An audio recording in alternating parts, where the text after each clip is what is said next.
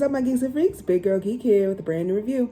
And it's Monday, so you know I'm here in a different space to review Stargirl Season 1 episode, I believe we're on 4, Wildcat.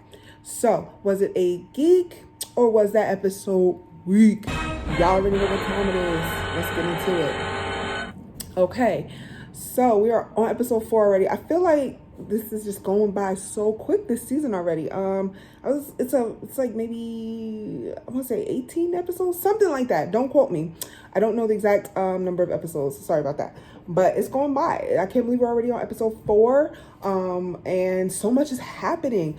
Courtney is so annoying to me. Like, she's annoying, but it's not too much that I'm going to stop watching. And it is a lot of high school stuff that we saw in this episode. We saw Yolanda's backstory as to why she is being called a slut and why she's an outcast at school. She sent a picture to Henry, not Icicle Jr., Brainwave Jr., who was her boyfriend at the time, about 3 months ago. And she sent him, like, a sexting photo of her without a shirt on and no bra, and the mean girl at school shared it with the whole school because she won the student council election, and she blames Henry for that, and she thinks Henry did it, and I guess she doesn't really know that the mean girl took his phone and sent the photo to herself. I don't know how everyone has the entire school's phone number. Like, every kid in that high school has, I guess it's on some group chat, or either the girl tweeted it or something, and that's how the whole school saw it. And that's why she has become this outcast. And Courtney's going through the yearbook trying to recruit new members of the JSA, and she saw that Yolanda is into boxing, so she knows how to fight. And so that's why she is now Wildcat. And it's interesting that she put the Wildcat suit on, and the suit formed to fit her body when she put the cowl on, which I thought was really cool, and it gave her Wildcat's powers. Now, and it's funny that they used Wikipedia to look up what Wildcat's powers were, so she knew what she can do as far as, like, the claws can cut through metal, she can jump off a building, she's always going to land on her feet, she has the strength and agility of a cat, so she's basically like Catwoman, but she's Wildcat, which I thought was interesting because I recall Wildcat was just like some guy that just really knew how to fight really well. I didn't recall him having powers, so if that's new or if he has powers, let me know in the comments. I could have sworn he just knew how to fight really well. He was just like a really good fighter because he trained Canary, right? Or where am I getting that from? Am I getting that from Justice League cartoon? Where am I getting that from? But okay. So she has these powers, and they go on this mission where they go to Brainwave's room to see who was visiting him so they can figure out who the other villains are. And the principal comes and plays the violin, which is really weird. And of course, the son comes to visit, and she almost kills the son, but she decides against it. And she's like, I can't be Wildcat. Let me go back to being Yolanda. Let me get that in order before I could become a superhero. So she does this really great emotional speech in front of her family, who has kind of outcasted her, except her brother. It's her parents and her grandmother. And she's like, look, man, I made a mistake. Like, I've been grounded for these 3 months. Like, help me get back to who I am. Help me get over this, because they're supposed to be like this Christian family.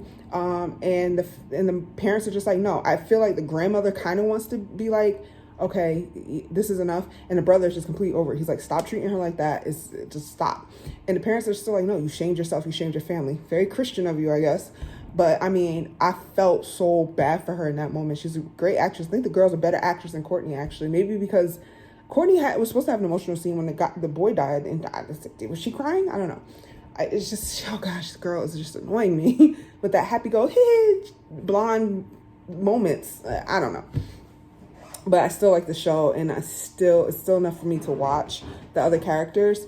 But yeah, I don't know. I can't take that girl's chipper, high-pitched voice for much longer. I don't know. But I'm gonna still watch the show. I'm committed to the whole season, but God, that girl's annoying me. But yeah, Yolanda, the new Wildcat, went through this whole emotional thing, and they really turned her back on her. And in that moment, that was fucked up. Your daughter is reaching out to you crying. Yes, she made a mistake. Yes, she shouldn't have been sexting, sending naked photos to boys, her boyfriend. But she didn't mean for it to get out. She learned her lesson. She knows never to do that crap again, because stuff like that could come back and haunt you, whether you intend for it to be just sent to one person and somehow it leaks, even if he didn't even want to do it. He shouldn't have even been asking her for that. So they both learned that lesson as high schoolers. And then you you build your daughter up. Like, I have a daughter, so she knows not to do that. She's 10, but she's not even like in high school, but she would know clearly not to do that.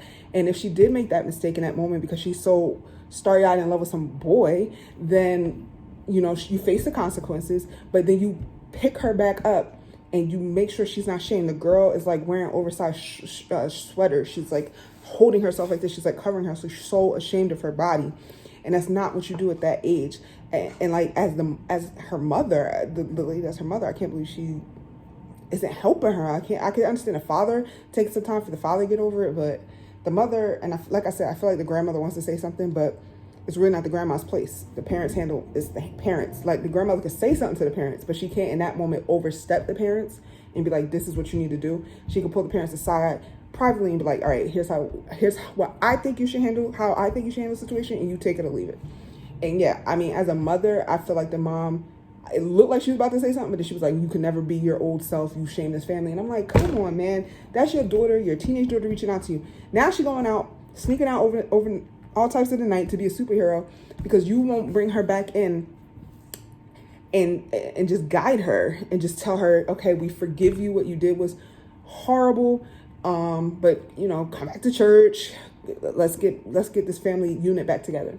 So I felt really bad for her, and I thought that was really good storytelling, and very within the times of 2020, because kids are doing that. And if kids are watching the show, they could see the consequences and see how a family might react to you going out there sending naked pictures to boys that you probably won't be with in a couple years, you know?